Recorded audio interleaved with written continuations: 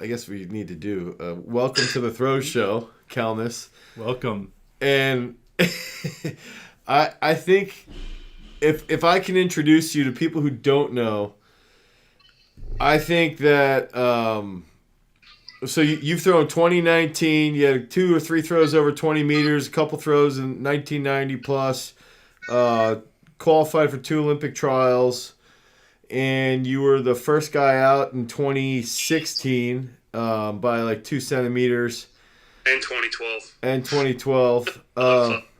And as much as you might be offended by this, but I would call you like the journeyman shot putter, where you just kept grinding and working full time and doing as much as you can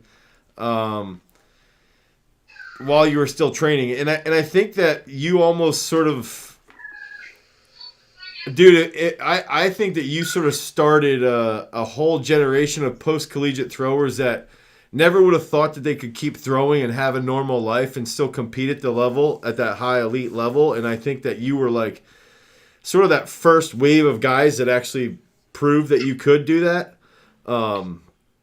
But also, for anybody who doesn't know, Jon and I trained together for a year in 2004. And then after that, it was sort of like he and I spent so much time, like quite a bit of time communicating and just talking and talking. Well, the first time I came to your house, I had to bring shot puts back or something like that. Yeah. You and your brother were down in the basement printing out FBI files that are now made public from 30 years ago.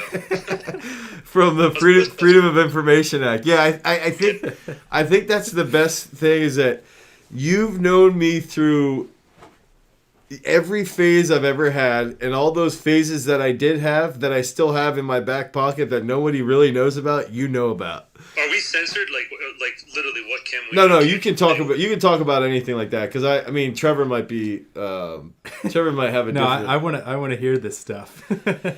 So actually, starting off, when Jon moved to Penn State, and Jon had like a couple weeks where he was throwing. This is back when the ring was popular and all that. Why don't you tell? Like, I don't know how you guys like actually got acquainted with each other in the first place. So Jon was a 3-time NCAA All-American at Monmouth University. He's got the school record there, and he like ignited their throws program basically, and he won Penn relays his senior year or junior year, and then ended up 2004. Well, so 3-time All-American, and this is back when like Joachim Olsen was in the NCAA, Yanis Roberts was in the NCAA, Hoffa was in the NCAA. So there was a bunch of like big guns that were from his era,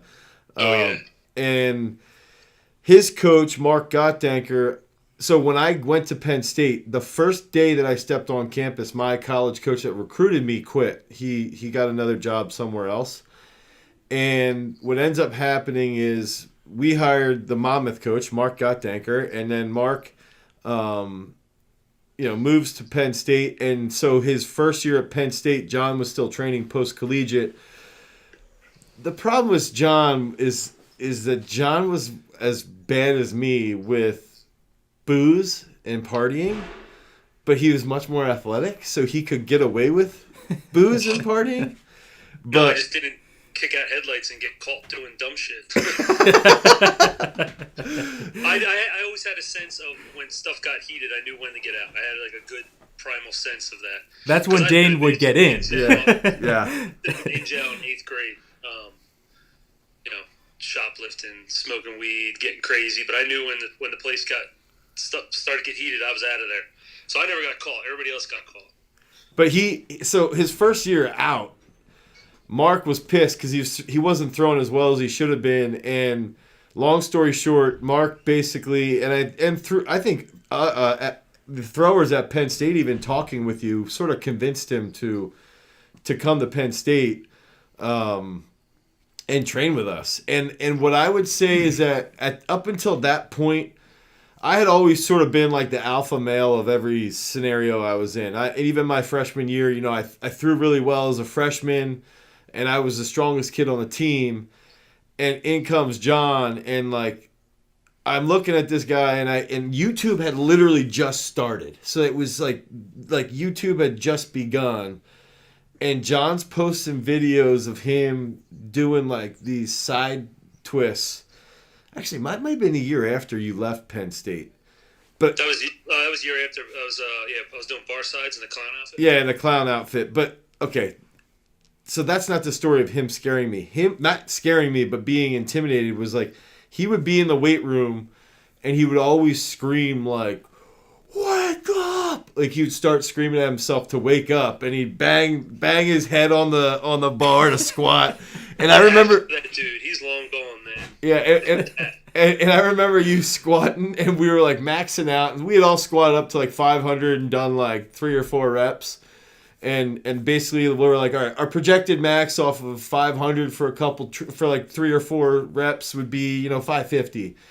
Jon got under 500 and busted out 12 reps. Dude, we were all sitting there at like 6. He's like every rep, like screaming like crazy, and he just kept going, and finally he just racks it. He's like, I'm fucking done. Walks out of the weight room, and we're all like, dude, this guy... And we had just met him like 3 or 4 weeks prior. And I even think, Jon, that was the night that we ended up going to my brother's apartment and just smashing shots of tequila. That's my cousin came and vomited all over your brother's floor. But so... The last of that night, I remember you and your brother were just on top of each other, wrestling, and then punching each other in the face. And it kind of got to across the point of seriousness, and you guys were looking at each other like you're ready to kill each other, and you kept punching each other in the face.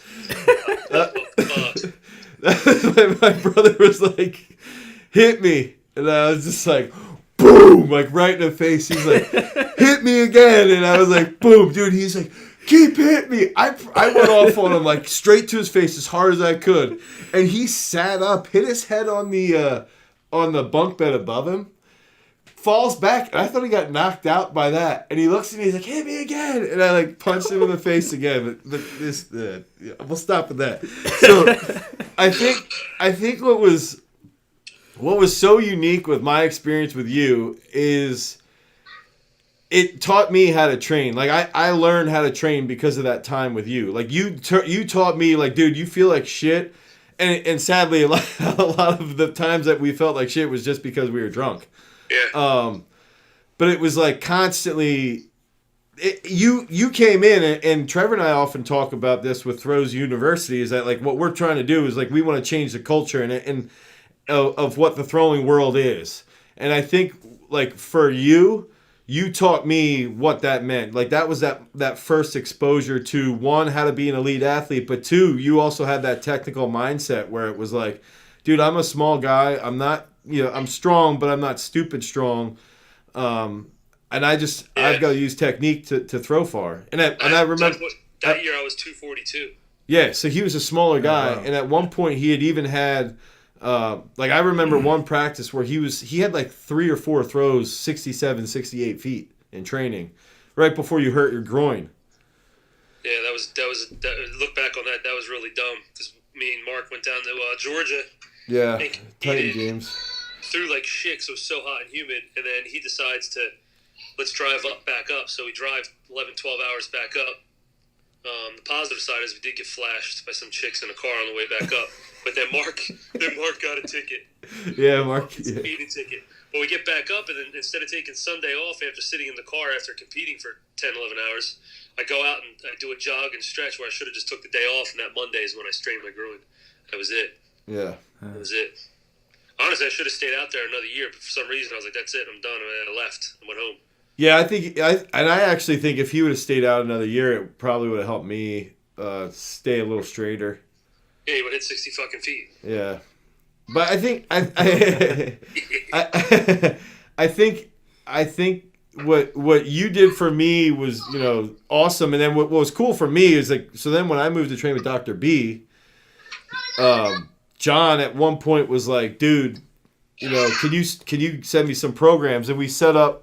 This is like by March or April. I want to say we did maybe one or two programs, and then you hit that PR at 2019, and I just... We went, it was the start of a second phase, 5 days in, and I actually used that protocol, which, for the kids that I use now that are really into it, but we switched to the 18, and I went Monday, Tuesday, Wednesday, throwing the 18 and doing strength specific with some speed lifts, and took the Thursday off.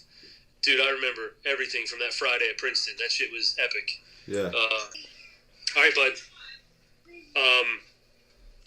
But I remember that was as I was jogging around, even though I was slightly sore, I actually felt like somebody was pushing me in my back. Like I felt like something was pushing. Like I literally felt spring. Like there was something else pushing me. On top of some random dude in the woods playing the bagpipes as I was working out. I worked up. That was, and the energy was in the air because there was a storm coming, so they didn't know if they were going to get the throws in time. The temperature was great. I took a nap prior to it. Did like a lucid type, like dreaming state that I like to do, like an hour and a half or so before, to kind of get myself rested. And dude, when I hit 20 meters, I would not scream, and I sounded like a fucking train, fucking horn just going. And then I did it again, and I'll never forget that feeling through my left lat by extending my left arm in the back of the circles. My left got down. That stretch. Yeah. I always use that type of cue for the kids that I train today. And I think that's actually the cue that he was the one, and Trevor will probably. I love that you just said that because Trevor always. I feel like that's my most overused cue, is focusing on the left arm. I'll be like, left arm. Yeah.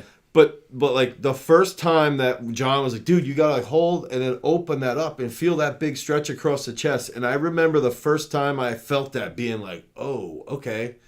And that's what like that's a cue that I like to use because it teaches them how to start to use the left side to actually finish a throw. And that's like how he just described it when you... This is my thing with John, is that I think that he has a way with words that you're just like... You can feel what he's saying while he's saying it. And I think that was like the most important part about training with you, John, was that I would sit there and be like, oh, okay. And almost... And I remember... In British Columbia at the time, so we were 3 hours behind. You called me like right before we were going to go to training, and you were like, Dane, motherfucker, if I could bottle this fucking shit up and put in a fucking pill, I'd be a fucking millionaire. And I'm sitting there like holding my phone, and my roommate knew we were he would follow you on the ring and on YouTube, and he's like, what's going on? And I was like, I don't know. And he's like, I went 2019, motherfucker. And I was just like, holy shit. And that's where, and we pretty much worked the rest of that year. And then the following year, even when you went 1990 at Homedale. I started, that's when I started I was burning the candle at both ends with work and all that shit. And I went to adrenal fatigue and fucked after that. Yeah, but going back is that I would watch John. So John's, and I even think I might even have a podcast where somebody asks like our favorite throws, and your PR throw is my top 3 favorite throws to watch. Like I would watch that when I would be training with Lincoln. I would watch that to go out to training because that you can hear it in your voice, like that sound, and I'm seeing a replay right now as you're talking. Yeah, and you go like this, and Nick Price always described it as like John hits it, and he's like, "Whoa, yeah, motherfucker," and like walks out down the sector, and he's just going ape shit, and like John's wife. Caitlin cut off the video because she thought he got hurt. Yeah, but I think I've even posted pictures way back on Garage Strength of you where both of your feet are down, and you're like way out over the toe board, and the shot's like just coming off your hand, and you haven't even started to reverse yet. And I think that like that's something that I still. Like I love that, and I the whole I look back on the video, and not only is it like a great feeling, a great high, and something how you going to feel that ever again in your life type stuff.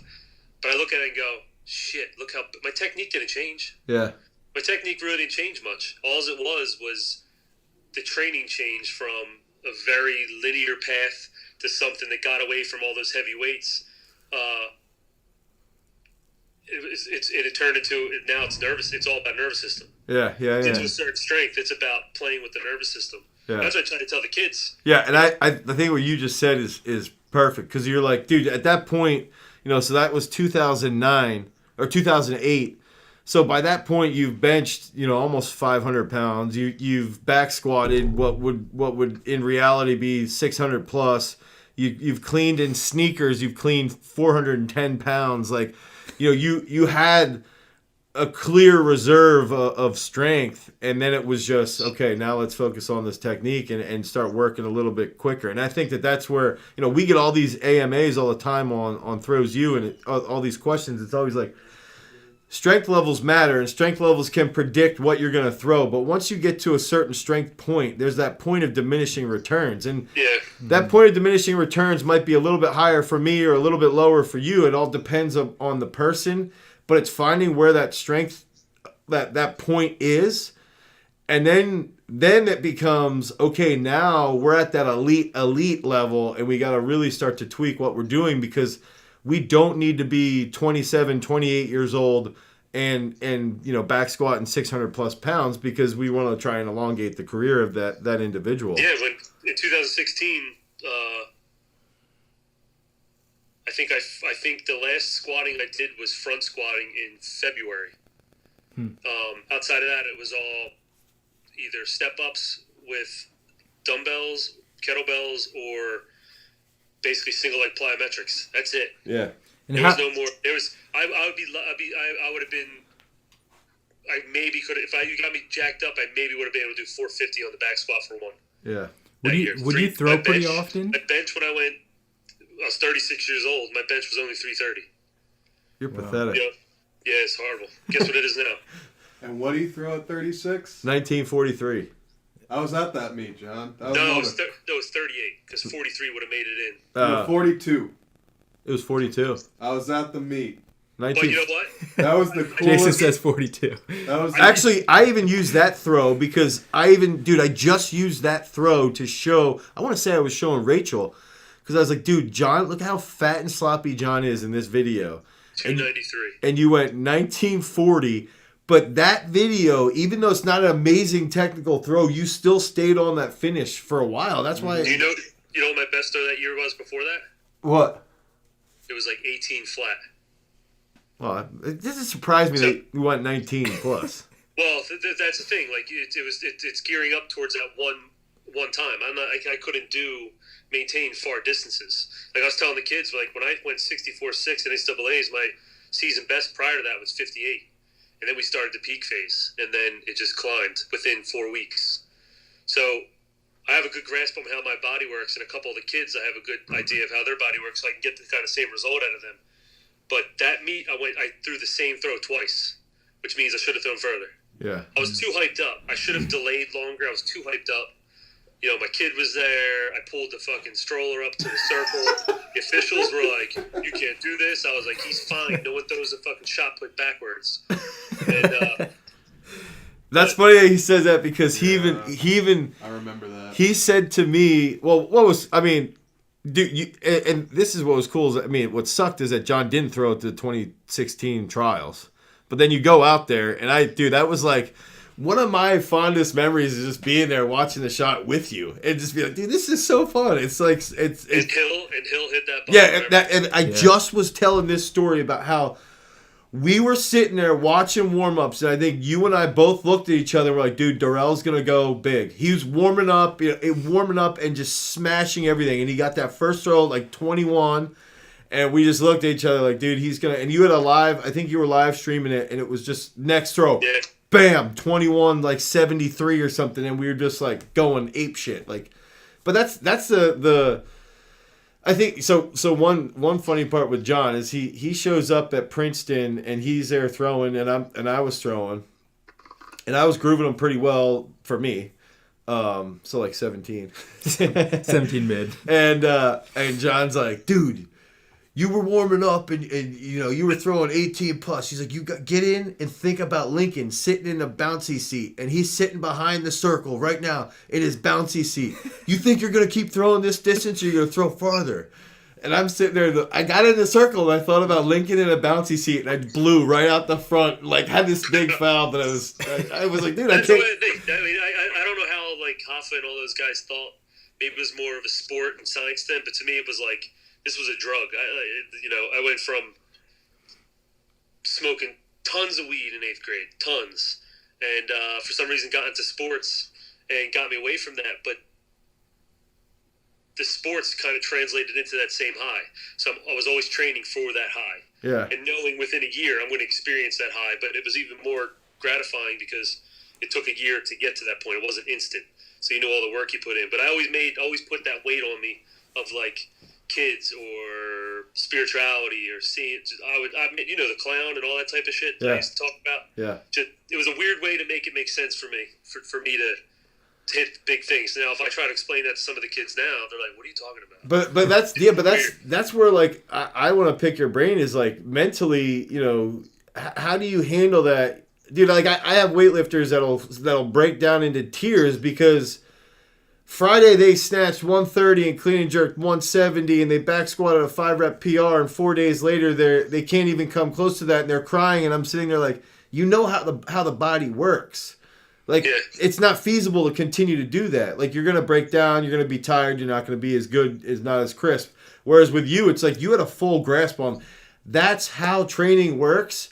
When we back off, it's going to be there. You had the mental approach all laid out. And, like, you were always, and that's the thing, too, training with you. That's why I think training with you for another year, even though I would have kept drinking, which would have been, continued the problem, I think my mental outlook would have changed because over time, you were always like, dude, why are you getting so pissed? Like, it's just throwing. Like, this is how it is. You got to deal with this. And I remember those times where I used to get pissed, but as you get older, you realize you just can't. Once you realize your body, you can't do things at a top level all the time of what you can do. So I was that person that would throw 18 meters, 17 meters. I've had some 16-meter throws, and then all of a sudden, when training would taper and we get into the good moving stuff, it would take off, and that's what I was looking for. It's gonna wake the kids up.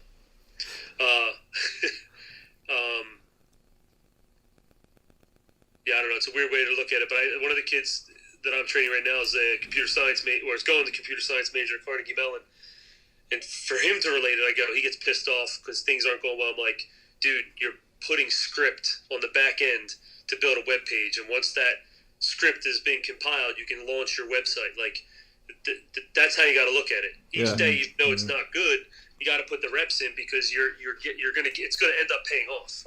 And it's constantly. It's not even the tactic of, I don't know about how you go. It's not even the tactic of training someone and being like, oh, I know how to train and lift this and do that and the rep scheme and all that. It's actually more of how do you keep a teenager in line to believe what you're telling them. That's the hardest part. Right. Which I don't even know if that's even talked about in training, and I don't know if you experience that. We talk about that. I think we talk about. I mean, we were talking about that today. Really. Yeah. But often. I mean, it's just that so many high schoolers, especially, just have such like short-term expectations on everything. Like, oh, I'm not PRing. I did PR to meet. Like, something's wrong. Like, you got to reassess everything. It's like, no, that's gonna happen. Like, you got to get used to that if you're gonna be in this sport.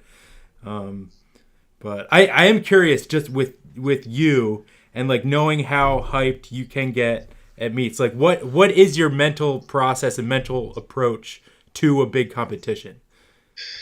Holy shit! So I don't even know. Maybe it's from watching movies or something like that. But it would. I don't know. It came deep. It wasn't like I was just performing, but it felt like I was showing off what my body could do, type thing.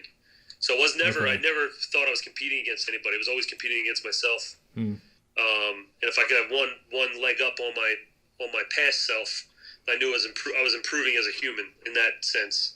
But the mental approach, I used to listen to some weird fucking music and put me into like a repetitive thought state. I would visualize the throw from every different perspective prior to the meet, before bed, to the music. So I had my own little soundtracks when the CDs were big. But I would, like, some of the stuff I would think about would be trying to picture the full throw happening from beginning to end without any distraction. So there would be times where I might be visualizing in bed and I'm pushing left, and then I'm pushing left, and then I'm thinking about boobs. Like, I'm not, and mentally I'm not there. It could be anything, food, or you get distracted. So the goal was to keep repetitively seeing it in my head before I did. It's actually so accurate though. That's No, yeah, it's so yeah, accurate. you know, and when I would see, like, I remember NCAAs were down in Arkansas. 2 nights prior to the meet, I did the visualization and couldn't see it, couldn't at all, and then end up passing out. It's like I'm literally falling to sleep as I'm thinking about the perfect throw. Always picture, always picture, always picture. I don't know what anyone else thinks about before they go to bed, but when I was competing, it was the perfect throw. Feeling it, seeing it, doing it, and next thing I know, the sun's coming up and I'm waking up. So the night before NCAAs, I literally had 2 thoughts of distraction, and then the third one, I saw the full throw from a top visual and internally at the same time. So I was seeing my focal points as I was turning, but I was also seeing myself split vision from an upward or downward type look. And I remember opening my eyes and going, "It's on!" Like, I knew, like, that was the trigger, and that's where I went 64.6 and took the second American spot and 5th overall indoors. But there was preparations, like, I had like, for some reason I had some clown fixation that was set up in college by Gary Roskowski to kind of like lighten the mood. He knew I was too tense, so he would come up with this clown and just joke around. This kid should have been on SNL. He's so funny. So he would like juggle shit around, act like he's like, "Look, there's the clown," and he's eating a baby's head, just like weird shit. This is what he would tell me to kind of lighten me up. And I ended up throwing a PR in the discus when I never practiced the disc. I went like 51 meters, 52 meters. And so that started to cycle in. So I got a positive effect from someone. So I kept using it. And I remember being at Penn State, and I think it was like what does that meet at the end of January? It's like Sabach. And I remember being in there, and it's almost like subconsciously. This is John. It was him, and you were just sitting there like this. Yeah, I'd be like, I was looking at the kids at Lock Haven, and I see literally subconsciously I see like kind of like the It Clown pop his head out and pop back in. And I was like, it's fucking on. Yeah. It's on. Fuck that clown. Fuck that clown. Like, it was. I don't know if it makes any sense. It was just a weird. I just love that you related to the kids from Lock Haven. Anybody from Lock Haven watching right now is like, God damn it. But it put me in that zone. But I knew when I was going to throw well. That's the thing. It was never like a surprise. The body has a certain feeling, and when that feeling's there, the mind just says, "We're going." There is no. It doesn't matter. You know, for instance, we'll use Penn Relays my junior year when I won. The night before, my ex-girlfriend at the time had told me that she was cheating on me, and I had gone to Monmouth to be closer to this girl. And I'll never forget, first throw I went 57, and all of a sudden, boom, the dude, he pops in my head. He's running around in there, foul, and then I remember telling myself, you can either make this work for you, or you can let it destroy you. And that's when I went 61 on my last throw to win. So that was another thing where it's like there's a mental state, and I mean, and this is the thing. You always try to push kids, be like, you can get through this, you can do this, you can do this. There is a point for me where I know I can't do it, or I can. It's even if I try talking myself into it. There's that. You just know when you're physically and mentally not able to do it, even if you try to be positive. But that reinforcement encourages the other side of it too, so that when you are in the zone, now you really know you're in the zone. Yeah. And then you go ape shit. But like at Princeton, when I went, what was it, 2 years ago, when they said shot puts next, and I had no idea really how I was going to feel, even though I set it up exactly how I did years prior, instantly I started to shake. And when I shake, I knew I have adrenaline, which means my nervous system is healthy. And if I'm healthy, I'm going to rip a bomb. But if I'm calm and there's no reaction out of me, it's not going to go anywhere. So I knew in the circle. So when the officials were like, "Is everybody ready?" I was like, "Let's fucking go. Let's go." Because I knew I had a small window. Being 36, once I cool down, I'm done. But I knew there was a small window to get that throw in, and I knew I could get a decent throw in. But it didn't make the cut. But it was still a very good high. And Jude, I don't know if he won't remember that, but there's something that's going to click in him to be able to, hopefully in the future, that he saw something like that happen. Right. But I don't know if any of that makes sense because the whiskey is kicking in hard right now. So I guess I thought that was awesome. No, I think that, it's really that good. like makes me like I never was at that extreme, but it, like I think what you're saying like made me think of like little things that I would like play around with in my head, Right. and like kind of did the same sort of things. I think what you're saying is why people throw. Why people throw is because you have emotional experiences that, you have an emotional experience that it's unrelatable unless you've like seen your child be born, and that's where it's like, it's, obviously what ends up happening in my mind is that as you realize, as you mature as an individual, you put out all this work in high school. And you throw for maybe the wrong reasons, but you're still learning life lessons. And then as you start to mature in college and you figure out who you are as an individual and who you are as a person, and you're putting in that work and you're starting to see that reward, you really start to value the emotional experience that you're getting from throwing far. And then the people who mature earliest, if you have that experience, that experience that you just shared with Jude, let's say you have that perception earlier when you're 19, 20 years old. Well, now all of a sudden you might take training in a whole different light because you want to get that at an earlier time frame. And it's like whoever matures earliest in the spiritual sense is the one that ends up valuing training the most, and they're the ones that don't clown around at training because they see and they taste that experience at the end of the, that's the light at the end of the tunnel. And I think that's almost the whole goal, is that we've always got as coaches now is like, okay, how can we get these kids to buy into something like this? How can we get them to understand what that process means? They'll always say, oh, rise and grind or embrace the process. But these people, they don't really even understand what the process is or what you were doing prior to that. And I think that's the ultimate point of a coach. Outside of the technical aspect, but it's getting them to appreciate and value that work. Are you guys still got me on screen? Yeah. All right, I don't see you.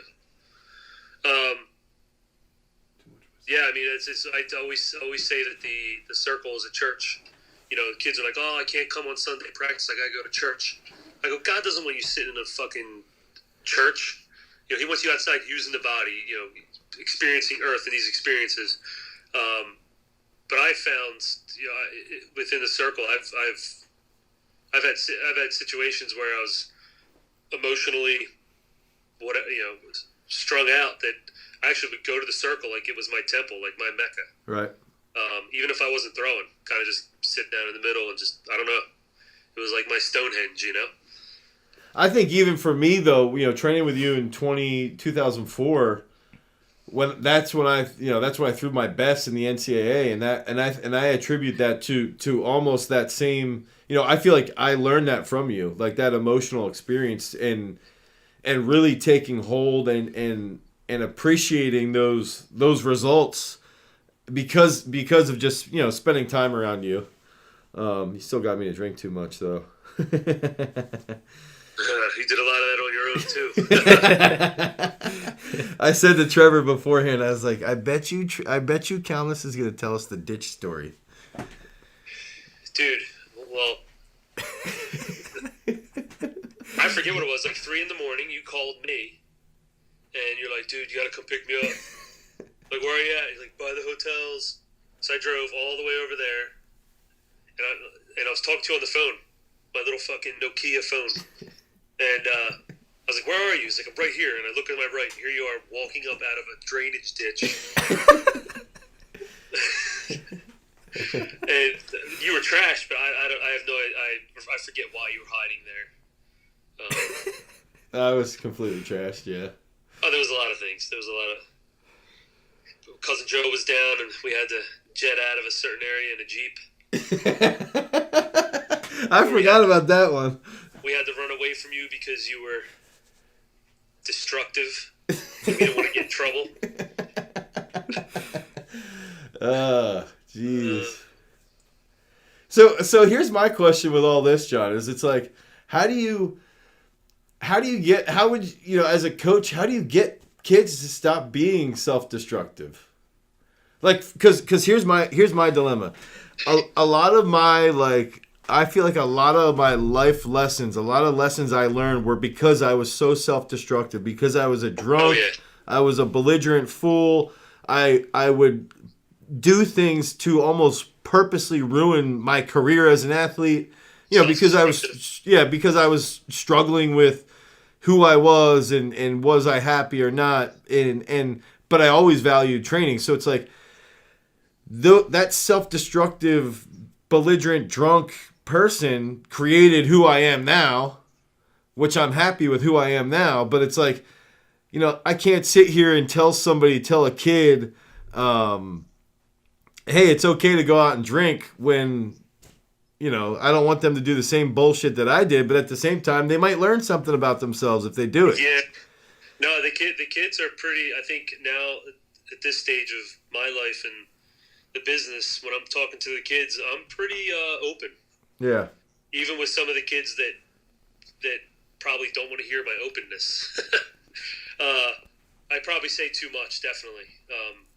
But I think, they're going to have their own experiences, and you're going to try to align them to keep them on track as best they can, so that they can be successful. Well, they are going to go off and do some crazy shit, and I hear some of the stories, and then I'll sound like a 90-year-old person yelling at them for this and that, and then I would have been like, well, if you're going to do that, I would have done this. So I still play the devil's advocate. I'm like, I'll yell at them like a parent, but then also goof around with them. And that's the atmosphere I have. Or I don't have kind of the kids I work with. They're not like meathead football weightlifter type kids. They're all kind of, at some point working with them, they were quiet. Maybe had some social phobias. We're trying to find their way in sport or do something. And I think we just got a crew of kids that realize there's other kids out there that are quiet or have weird interests, and we kind of have like a little mutant family. Right. The misfits. Right. So I don't have, none of the kids were super athletic kids when they started, and they're all now coming into their own. But I've had tons of kids, and I tell them, I every week I'll have like a new kid, and I'll go through the whole spiel. I was like, watching what you do today, in 4 years you could do this, but you need to do this, and that.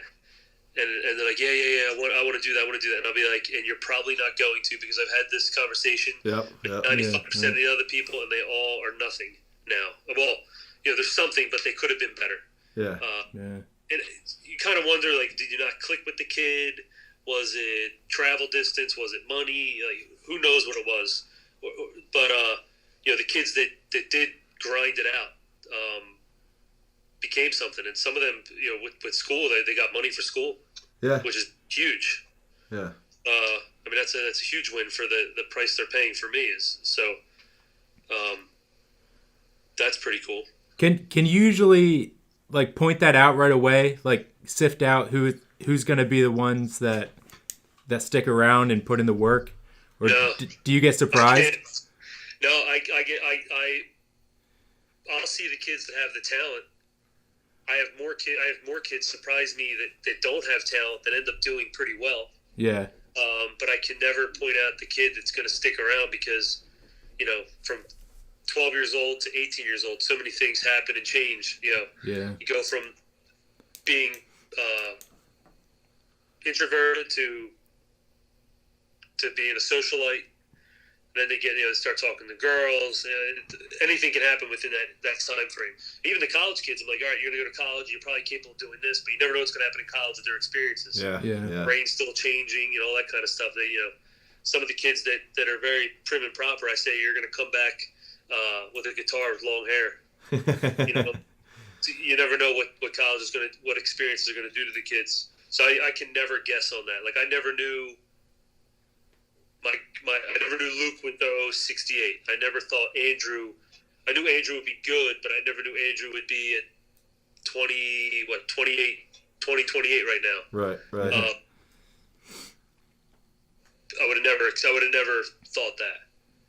So I get surprised. Then you start thinking, all right, when is the proper time to start training kids? Because I've noticed kids that are kind of like not really dedicated, they're goofy, or they're not really putting in the work, and then all of a sudden they go to college and they get in the right program and they blow up. Right. And you're like, holy shit! I remember destroying this kid on the football team, and now he's in the pros. J.R. Redmond. Who? J.R. Redmond. Your boy from Paulsboro. Oh, Isaac Redmond. Oh, Isaac Redmond. That's right. Red Zone Redmond. Yeah, you would always tell me that story. Yeah. No, I think that's a good point though. But the problem just becomes is finding that right program and the program that fits for their personality. Yeah. I mean, a lot of the kids. I mean, there's kids. If you knew, I mean, Dane, you know some of the kids I work with, but everything from Alden. Yep. To some of the CBA kids, it's a whole wide range, but they're definitely not meatheads. I think they like the social scene. One of the things with what I do is we're not cookie cutter, so they're not running through the same program. They're not saying they got to be in at 3 and then you're out at 4. Like, my kids come in whenever they can come in. They work out. They take pictures together. Some of them go to prom together. So it's more of like a social gathering. And then I'm kind of like off to the side. All right, do this, do that, do this, do that. And I kind of trick them into training, if that makes any sense. Yeah. I wish it was a little more tighter, just so it would free up more time for me. But as of right now, that's what works with the kids I got. But so, I mean, on that note, before we go into what we describe as the Red Hot Minute, tell us where people can find you, where you're at on social media, all that stuff.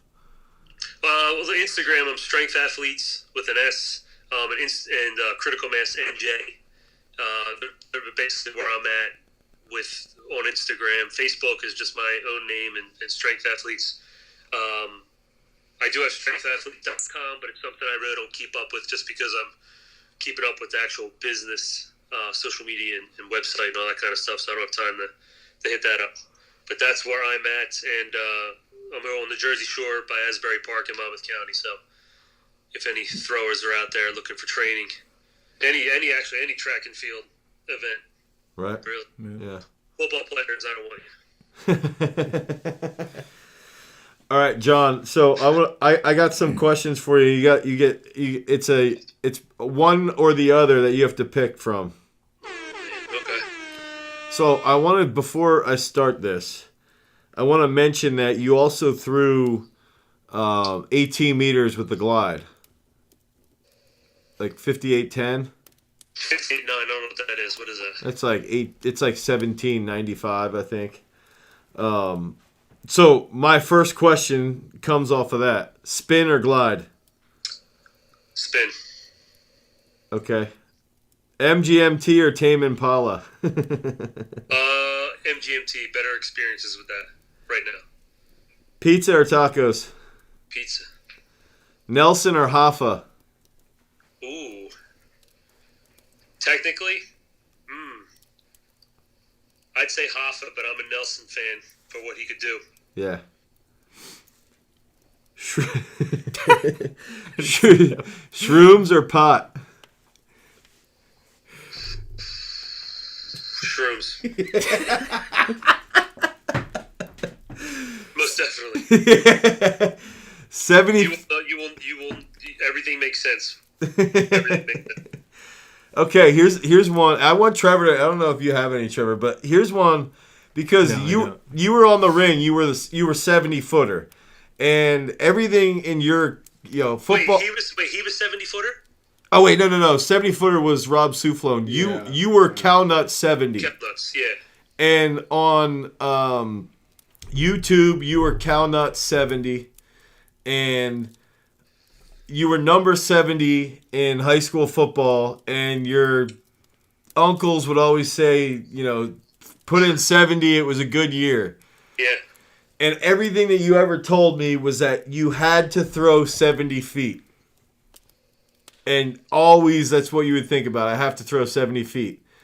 So with that being said, you throw 70 feet, but you don't go to the Olympics, or you throw, let's say, 21 meters, but you make it to the Olympics. Which would you pick? 70 feet. No, I mean, I would love the experience of the Olympics, but I told everybody, if I ever hit 70 feet, I'm taking my shoes off right there. Whoever's closest to me, I'm throwing right in their face. Taking my clothes off and running around the track.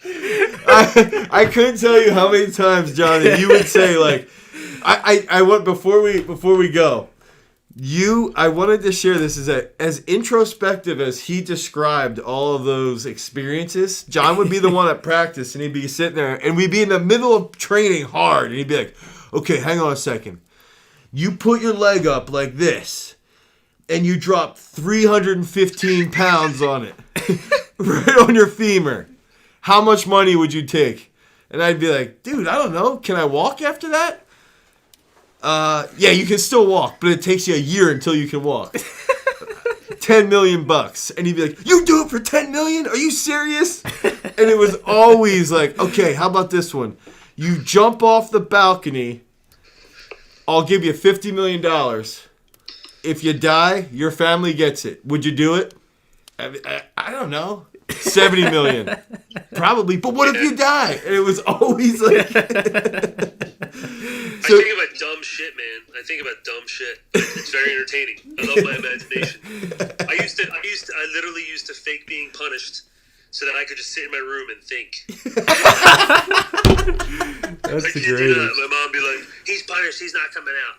And I'd be sitting in my room, like, listening to Enter Sandman or something. Picturing some weird alien chick with 3 boobs or something. Who knows? But yeah, what would you do, Dane? Dane, right now, you have too many kids. What's the scenario? Give me one scenario. That's it. Would you cut your dick off for $50 million? Fuck yes, I'd do it. For $50 million. Yeah, I would do it for a lot less.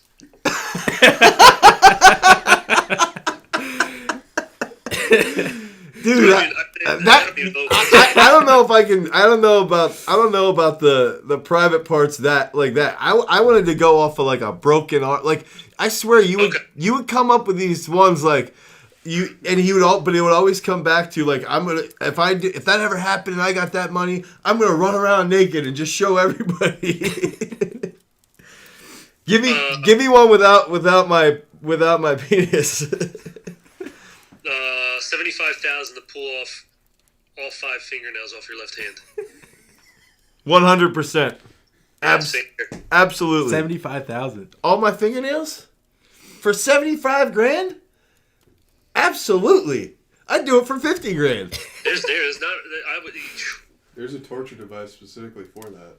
So this is literally you just chiming in and creating that discourse between you and I about 70. That's what every practice would be Every like. single practice. What would you do?